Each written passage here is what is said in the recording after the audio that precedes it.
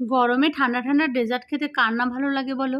একটা কড়াইয়ের মধ্যে বেশ খানিকটা জল বসিয়ে দিয়েছি আর ১ কাপ সাবু আগের থেকে ভালো করে ধুয়ে পরিষ্কার করে নিয়েছিলাম। আর সাবুটা ১০ থেকে ১২ মিনিট এটাকে সেদ্ধ করে একটা চালনির মধ্যে নিয়ে জলে একটু ধুয়ে নেব। তারপরে এদিকে দুধ আমি আগে থেকে জাল করে নিয়েছিলাম। দুধটা ভালো করে ফোটানোর পরে বেশ খানিকটা মানে চিনিটা পরিমাণ মতো দিতে হবে। তারপরে কাস্টার্ড পাউডার দুধের মধ্যে গুলে রেখেছি, সেটা দিয়ে ভালো করে ফুটিয়ে নেব। ফোটানোটা হয়ে গেলে সাবুটা রেখেছি চালনির মধ্যে ধুয়ে, সেটাকে দিয়ে দেবো। দিয়ে ভালো করে ফুটিয়ে নেব।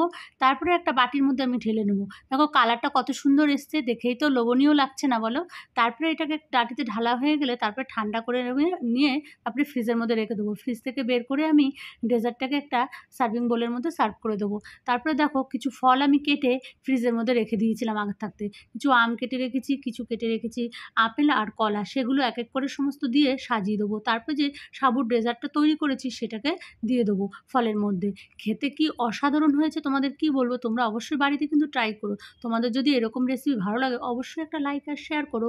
এবার সাবুটা দেওয়ার পর উপর থেকে বেশ কয়েকটা ফল দিয়ে সাজিয়ে দেবো। ভালো লাগলে লাইক আর শেয়ার করো।